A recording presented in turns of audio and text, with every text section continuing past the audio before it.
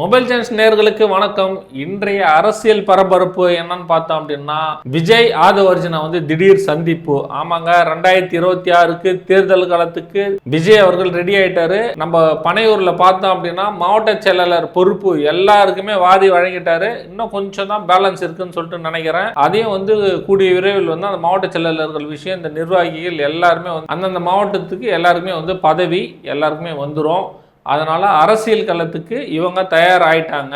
திடீர்னு ஆதவ அர்ஜுன் இன்னைக்கு சந்திச்சிருக்காரு. 2026 தேர்தல் ஆலோசகரா ஆதவ அர்ஜுன் அவர்கள் விஜய் கூட இருப்பாருன்னு சொல்லிட்டு சொல்லப்படுது. நான் செய்தியின் அடிப்படையில் சொல்றேன். ஆனா நான் இதுக்கு முன்னாடி ஏற்கனவே சொல்லியிருக்கேன், அவர் விசிகால இருந்து போனப்போ கண்டிப்பா விஜயுடன் தான் சேருவாருன்னு. அதே போல விஜயுடனே வந்திருக்காரு. ஏன்னா ரெண்டு பெரிய கட்சிகளுடன் மோதும் போது அதனுடைய பின்பலம் என்ன அப்படின்னு சொல்லிட்டு தெரியணும்ல. அதனால இவர் ஏற்கனவே திமுகவுடன் பயணித்திருக்காரு ஆதவ அர்ஜுன் அவர்கள். அதன் பிறகு விசிகாவுடன் பயணித்திருக்காரு. இப்போ விஜயுடன் பயணிக்கும் போது கண்டிப்பா ஒருத்தர் தேவை அப்படின்ற மாதிரி விஜய் அவர்களே நேரடியா போன் பண்ணி 2026 தேர்தல் காலத்துல என் கூட இருங்க அப்படின்னு சொன்னதா ஒரு சின்ன தகவல். அதனால அவர் வீட்டுல ஆலோசனை நடந்து கொண்டு இருக்குது. அது நடந்து கொண்டு இருக்குதுன்னா அது கன்ஃபார்ம் அப்படின்னு தான் அர்த்தம். எனக்கு தெரிஞ்சு கண்டிப்பா 1ஆம் தேதிக்கு அப்புறம் அவங்க ஒர்க் ஸ்டார்ட் பண்ணிடுவாங்கன்னு நினைக்கிறேன். ஏற்கனவே இந்த மாவட்ட செயலர்கள் பொறுப்பாளர்கள்லாம் நியமிப்பப்போ பார்த்தாங்க அப்படின்னா புஷி ஆனந்த் ஏற்கனவே வெளியே நிக்க வச்சிருந்தார் விஜய் அவர்கள். ஏன்னா இந்த நிர்வாகிகள்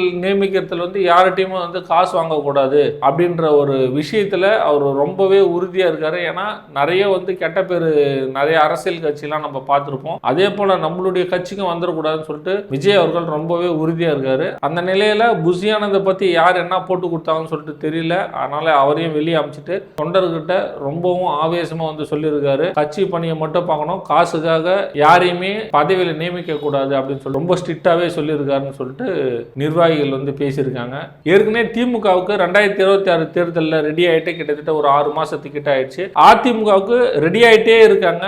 இப்போ தாவாகா இவரும் விஜய் அவர்களும் இப்ப ரெடி ஆயிட்டாருன்னே நம்ம சொல்லலாம். 2026 5 முனை போட்டிக்கு ரெடியா இருக்கா, இல்ல தாவாகா அதிமுகவுடன் சேர்ந்து அப்படி களம் காணுவாங்களா அப்படின்னு சொல்லிட்டு நம்ம பொறுத்து இருந்து தான் பார்க்கணும். விஜய் ஆதவ அர்ஜுனோட சந்திப்பு நீங்க எப்படி பாக்குறீங்க? 2026 தனித்து நின்னா டெபாசிட் வாங்குவாரா விஜய்? ஆதவ அர்ஜுன் அவர்கள் விஜயுடன் தேர்தல் கால ஆலோசகரா உறுதியான உடனே நம்ம மீண்டும் சந்திக்கலாம். தமிழக வெற்றி கழகத்தில் விஜயோட செயல்பாடு எப்படி இருக்கு, இந்த நிர்வாகிகளும் எப்படி செயல்படுவாங்க அப்படின்னு சொல்லிட்டு மக்களாகிய அந்த கருத்துக்களை கீழே பதிவு பண்ணுங்க. மீண்டும் அடுத்த ஒரு பதிவுல சந்திக்கலாம். நன்றி, வணக்கம்.